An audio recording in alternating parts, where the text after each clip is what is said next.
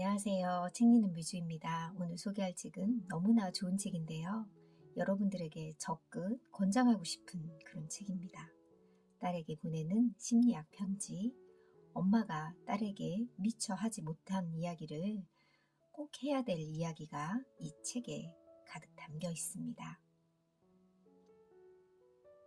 한성이 지음, 출판사는 갤리온. 한성이 정신분석 전문의 이안마인드 클리닉 원장, 33년간 약 20만 명의 환자를 만나며 7만 시간을 진료한 정신분석 전문의이자 30살 딸 아이의 엄마다. 한 살 아기부터 85세 노인에 이르기까지 마음이 아픈 사람이라면 누구든 만나려고 노력했고, 그 과정에서 사람이 살아가는 동안 맞닥뜨릴 수 있는 거의 모든 정신적 문제를 곁에서 지켜보고 치유해 왔다. 그녀의 진료실에는 뜻하지 않는 시련 앞에서 좌절하고 힘들어하는 사람들의 발길이 끊이지 않는다. 그녀는 그들의 손을 잡아주고 그들이 마음 놓고 울게 해주고 그들의 상처를 따뜻하게 감싸 안아주었다. 동시에 냉철한 언어로 내면의 문제를 대면하게 해주어 그들이 절망을 딛고 한 발 한 발 앞으로 나아가는데 도움이 되고자 애써왔다. 하지만 그녀 역시 딸에게만큼은 평범하고 서툰 엄마였다. 여느 엄마들처럼 딸이 세상에서 가장 완벽하고 특별한 아이처럼 보였고 커서 훌륭한 사람이 될 거라고 믿었다. 그래서 딸이 생각했던 것과 다른 길로 가려고 하면 걱정이 되어 잔소리를 하고 진심으로 말리기도 하면서 속을 끓인 날도 많았다. 그래서 책을 쓰기 시작했다. 딸을 키우며 늘 하고 싶었지만 앞으로도 늘 곁에 있을 거라고 생각해서 미뤄온 말들을 하나둘씩 정리하기 시작한 것이다. 그러다 문득 진료실에서 못다한 이야기가 있다는 것을 깨닫고 세상의 모든 딸들에게 해주고 싶은 이야기들을 추렸다. 그래서 이 책은 어른이 되었지만 아직도 홀로서기가 두려운 딸들에게 엄마로서 정신분석 전문의로서 꼭 해주고 싶은 조언들을 담고 있다.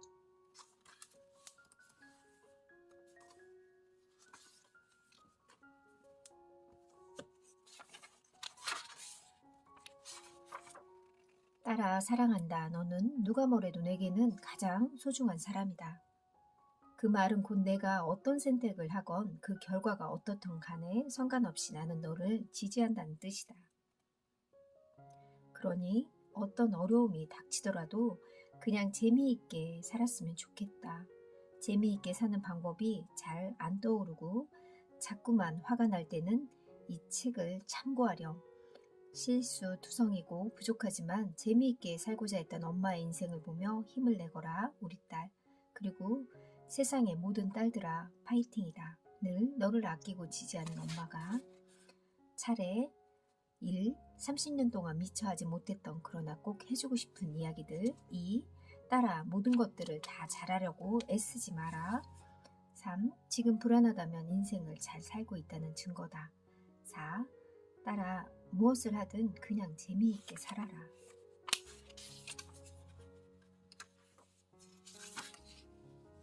딸아, 만약 누군가 너에게 여자의 미덕을 이야기하고 모성을 운운하며 우리네 어머니처럼 살아야 한다고 말하거든 귀를 닫아버려라.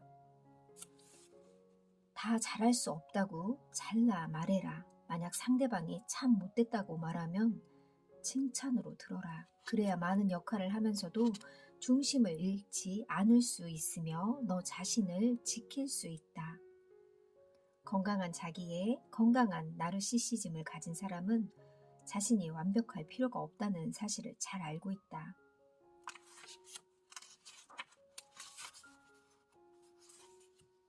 결혼할까 말까 3일 동안 스스로에게 꼭 해봐야 할 질문. 결혼을 앞둔 사람들에게 나는 딱 3일만 스스로에게 질문을 던지라고 말한다. 첫째 날에는 이 남자와 대화가 되는가? 둘째 날에도 이 남자와 대화가 되는가? 셋째 날에도 이 남자와 대화가 되는가? 철학자 니체는 결혼할 때 자신에게 질문을 던져라. 다 늙어서도 그와 대화를 잘 할 수 있겠는가? 결혼해서 그 외의 것들은 다 일시적인 것들이라고 말했다. 결혼 생활은 연애와 다르다. 연애가 하늘의 별도 달도 다 따주고 싶은 달콤한 관계라면 결혼은 매일같이 해결해야 할 게 많은 파트너 관계다.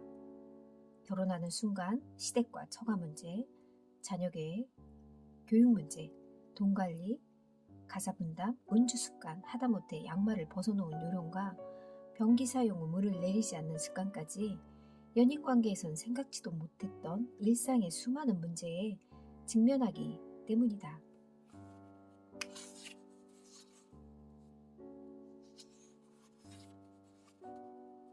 발레리나 강수진과 테레사 수녀의 공통점. 미국의 정신분석가 하인즈 코어스에 따르면 인간은 존중과 사랑을 받을 수 있는 대상이 있어야 하고 안정감과 위로를 주는 대상을 원한다. 사람은 죽을 때까지 먹어야 사는 것처럼 평생 그러한 가능을 제공하는 대상을 필요로 하는 것이다. 직장생활 길어봐야 20년이다. 경제사정은 한동안 나아질 기미가 없다고들 한다. 사는 게 불안해질수록 안정된 직장, 수입이 괜찮은 직업이 좋은 일이라는 시선이 견고하고 굳어질 가능성이 높다.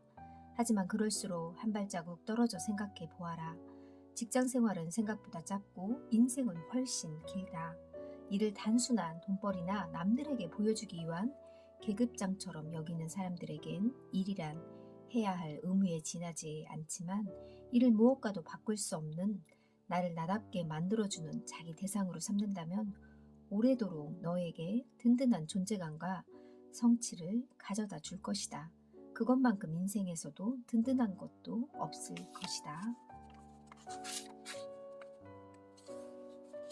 눈물은 내면의 아이가 아프다고 보내는 신호다. 눈물은 내면의 아이가 아프다고 보내는 신호다. 기쁠 때도 울지만 슬플 때도 더 많이 눈물이 나는 것은 상실감에서 오는 아픔 때문이다. 애도는 상실에 대한 심리적 반응으로 병적인 슬픔과는 다른 정상적인 슬픔이다. 결혼은 한 사람이 아니라 30명과 동시에 하는 거예요. 결혼은 한 남자와 한 여자를 법적, 인습적으로 묶어준다. 위험한 세상에서 한 팀이 되어 살아갈 기본 단위를 만들어지는 것이다. 그래서 나는 결혼을 사회학적 의미의 금고라고 생각한다. 100세까지 살아야 하는 인생에서 울타리 같은 역할을 해주는 거지. 친정 부모님이 세상을 떠난 뒤에도 가족으로 남아주는 남편, 나의 길을 뒤에서 봐줄 자식이 있다는 사실은 언제나 든든한 삶의 버팀목이 되어주니까 말이다. 나 역시 너라는 딸이 있어서 얼마나 행복하고 마음이 놓였는지 모른다. 결혼 생활에 임하는 가장 현명한 태도. 살아보니 재미있는 게 나이에 따라 같은 사람도 달리 보인다. 20대는 좋아했던 남편의 모습이 40대에 들어서는 오히려 유치해 보이고 20대는 눈에 들어오지 않던 수더분한 점이 40대에 오히려 매력적으로 보이기도 한다는 거다.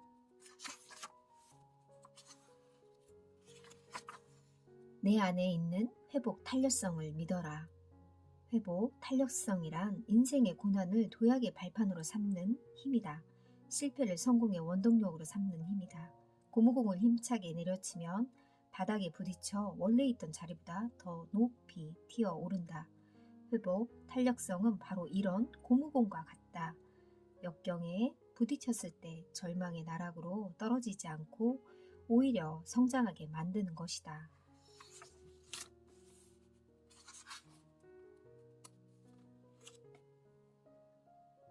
너에게는 그것을 이겨낼 힘이 있다는 것을, 그러니 너를 믿고 냉소가 너의 손을 잡으려고 할 때 과감히 뿌리쳤으면 좋겠다. 힘들어도 기꺼이 시련을 받아들이고 그것을 살아낸다면 세상은 분명 너의 편이 되어줄 것이다. 절대로 사랑에 대해 냉소적이 되지 마라. 어떤 사람들은 무의식이 사랑의 대상을 선택한다는 얘기를 들으면 사랑에 대해 아주 냉소적인 태도를 갖는다. 세상에 진정한 사랑은 없다는 것이다. 그러나 과연 그럴까? 우리가 모두 사회의 회의적인 되어야만 하는 걸까? 나는 오히려 반대다. 인간이 가진 무의식은 아직도 제대로 밝혀내기 어렵다. 사랑에 빠지는 과정도 여러설이 있을 뿐 확실한 이론은 없다. 그래서 사랑은 신비롭다. 스스로도 완전히 알지 못하는 어떤 힘에 의해 사랑에 빠진다.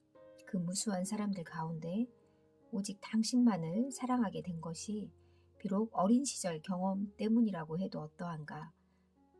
서로가 살아온 역사에 의해 엮인 인연이라는 게 더욱 애틋하고 신비롭지 않은가. 그러니 사랑에 대해 냉소적이 되지 말자. 조건 없는 사랑만이 진정한 사랑이라고 말하지도 말자. 우리는 누구나 자기만이 가진 조건에 의해 사랑에 빠진다. 그렇다고 그 사랑이 순수하지 않은 것은 아니다.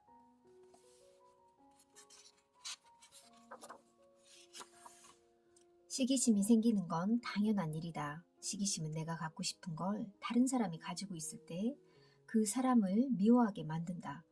재력, 미모, 학벌, 장점, 업적, 평판, 행운 등 시기심을 일으키는 대상은 너무나 많다. 심지어 내 자동차가 있는 차선은 막혀 있는데 옆 차선의 차가 나보다 더 빨리 갈 때, 지하철에서 나보다 늦게 탄 사람이 먼저 자리에 앉을 때 화가 치민다면 그것도 시기심에 속하리라. 시기심은 나보다 잘난 사람뿐만 아니라 나보다 못한다고 생각했던 사람들을 그 대상으로 삼기도 한다.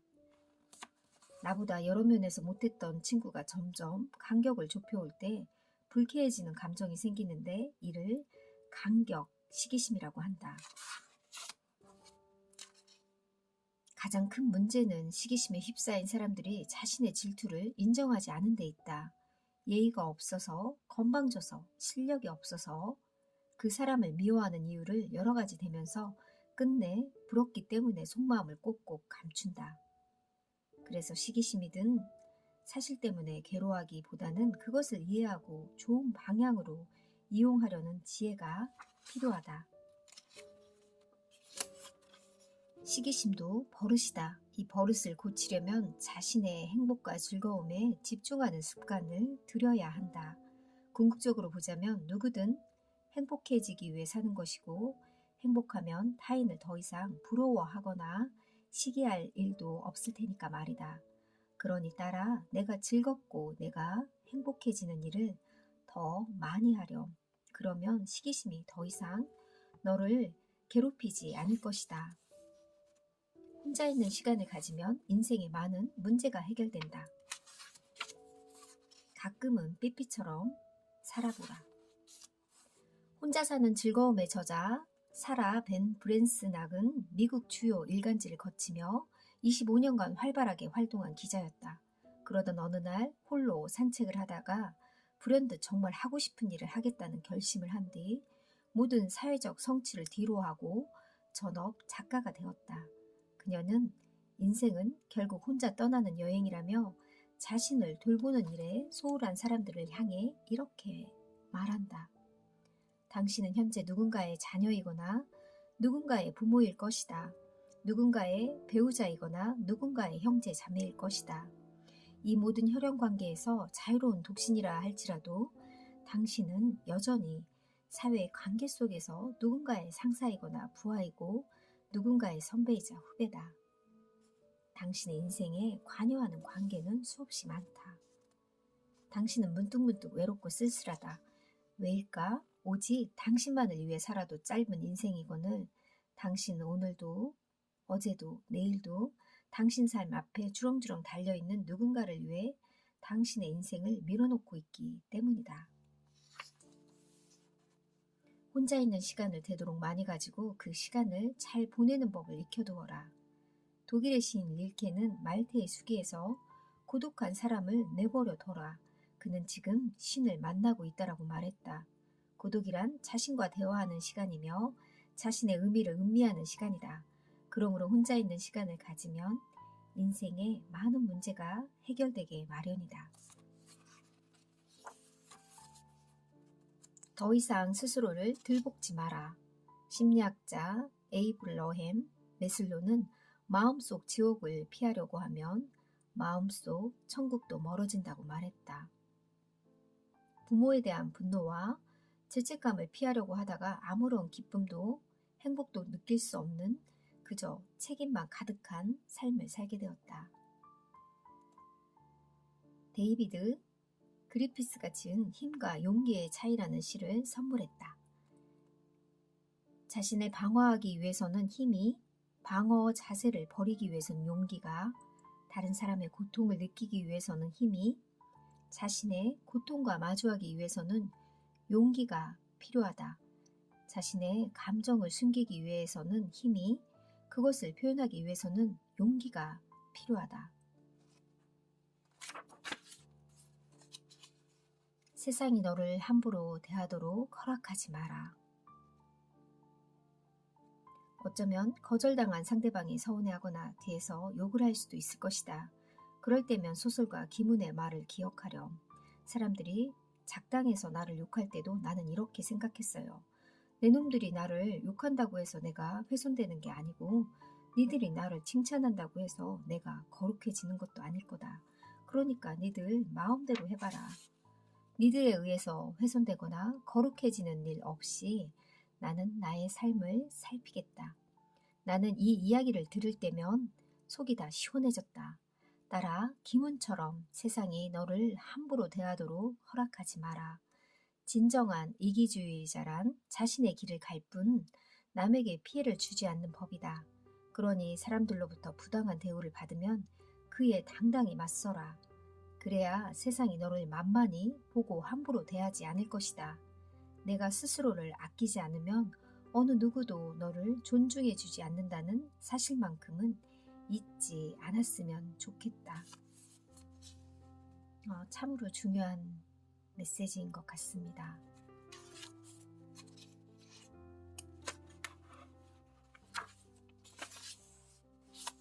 페이스북과 트위터의 두 얼굴, 스마트폰과 소셜 네트워크는 인간관계를 맺는 방식을 많이 바꾸어 놓았다. 우리나라 페이스북 이용자들을 대상으로 조사했더니 페이스북 친구는 평균 331명, 오프라인 친구는 24명이었다. 친구가 300명이 넘다 보니 인터넷을 켜기만 하면 쉴 새 없이 메시지가 뜨고 사진이 올라온다. 관계가 넘쳐나는 세상인 셈이다.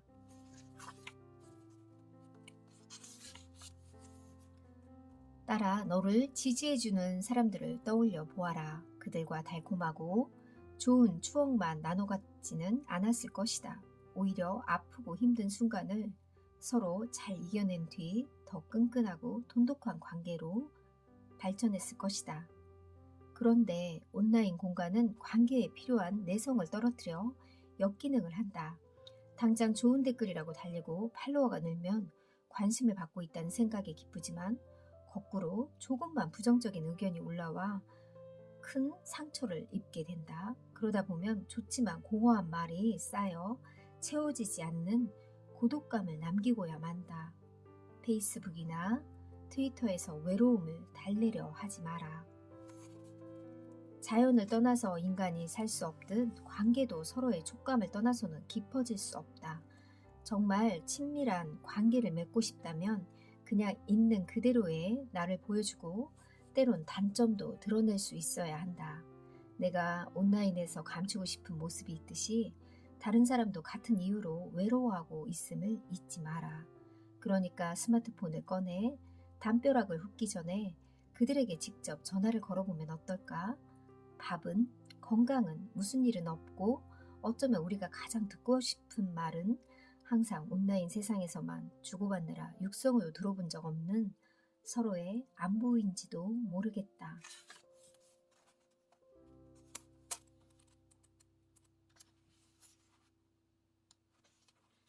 때론 사랑을 그만두는 것도 용기 있는 선택이다. 세상에는 일부 못난 남자들이 있다. 그야말로 여자를 사냥하듯 만나려 하는 나쁜 남자. 관계의 책임을 여자친구에게만 전가시키는 뻔뻔한 남자. 여자친구의 요구를 마치 그녀가 자신감이 없거나 독립적이지 못해 그런 것처럼 덮어 씌우거나 나같이 나쁜 놈은 너와 함께할 가치가 없다면서 관계에서 발을 빼기 일수다. 그러면 여자는 잘못한 게 없으면서도 내가 덜 예뻐서, 내가 너무 부담스럽게 행동해서 그가 자신을 떠난 거라며 자책에 빠지기 쉽다.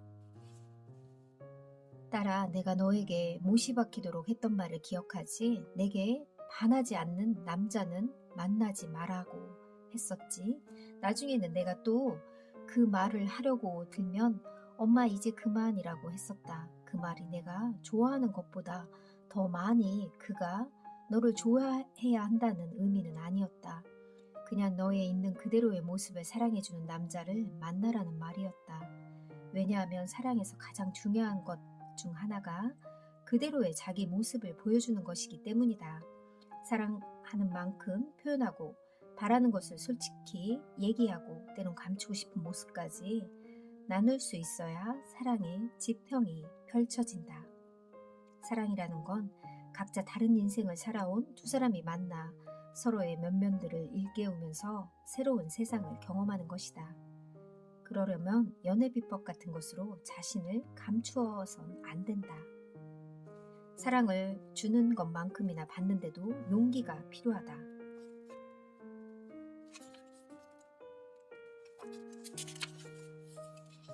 문화인류학자 에드워드 홀의 연구에 따르면 사람들은 상대방과의 친밀도에 따라 허락하는 물리적인 거리가 다르다고 한다. 낯선 사람이 갑자기 가까이 다가온다고 해보자. 우리는 본능적으로 두려움을 느끼면서 움찔 놀라 한 발자국 뒤로 물러난다. 그러나 친한 사람이 다가오면 오히려 더 가까이 다가간다. 에드워드 홀은 그런 심리적 거리를 4개의 영역으로 나누어 설명하고 있는데 우선 친밀한 거리가 있다. 우리 마음이 친한 정도에 따라 허락하는 관계의 거리가 다른 것은 맞지만 그것이 에드워드 홀이 제시한 것처럼 분명하게 떨어지진 않는다. 사람마다 허용하는 관계의 거리, 관계의 두께, 관계의 속도가 모두 다르기 때문이다. 진정한 친구를 만들고 싶다면 함께 있되 거리를 두라. 어떤 이들은 단짝 친구라면 모든 걸 공유하는 게 당연하다고 생각한다. 그래서 늘 붙어다니며 아주 사소한 것까지 서로 이야기한다. 숨기고 있는 비밀이 하나라도 있으면 안 된다. 즉 서로의 거리를 좁히지 못해 0cm로 둘이 하나 되는 것 같은 느낌을 들어야 그것이 진정한 우정이라고 규정하는 것이다. 하지만 거리감이 있는 것은 그 어떤 관계에서든 존재한다. 그걸 없앨 수 있다고 하는 기대감 자체가 비현실적이고 신경적이다. 따라 무엇을 하든 그냥 재미있게 살아라. 돈에 휘둘리지 않으려면 어떻게 해야 하는가? 돈은 먹고 사는 일을 해결해주고 인간다운 존엄함을 지키게 해주고 자유롭게 살 수 있는 최소한의 안정만이다. 그런데 물가가 비싸다 보니 생활비가 많이 들고 내 집 마련에 자녀 교육비로 들어가는 돈도 만만치 않다. 노후 대비 자금을 모으는 것은 엄두도 못 낸다. 그렇다고 먹고 사는데 지장이 없을 만큼 충분한 돈이 있으면 걱정이 없을까? 돈이 충분해도 돈 때문에 불안해하는 이들이 참 많다. 돈이 더 있으면 어딜 가도 지금보다 나은 대우를 받을 수 있다고 한다. 돈이 단순한 교환 도구가 아니라 신분을 나타내는 상징이 된 것이다. 돈이 이렇게 중요해진 데에는 현대 사회의 인명성이 한몫을 한다.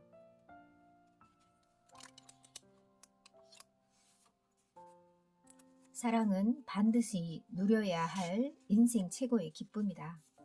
인생 선배들이 우스갯소리로 젊을 때 연애를 많이 해봐야 한다고 하는데 여기에는 그럴 만한 이유가 있다. 사랑도 해봐야 다음 사랑을 잘할 수 있다. 심리학자 에리스는 친구나 연인 등 가까운 관계를 견뎌내는 능력을 친밀감이라고 했다. 생각해보면 가족 말고도 나를 사랑해주는 대상이 집 밖에서도 존재한다는 건 참 든든한 일이다.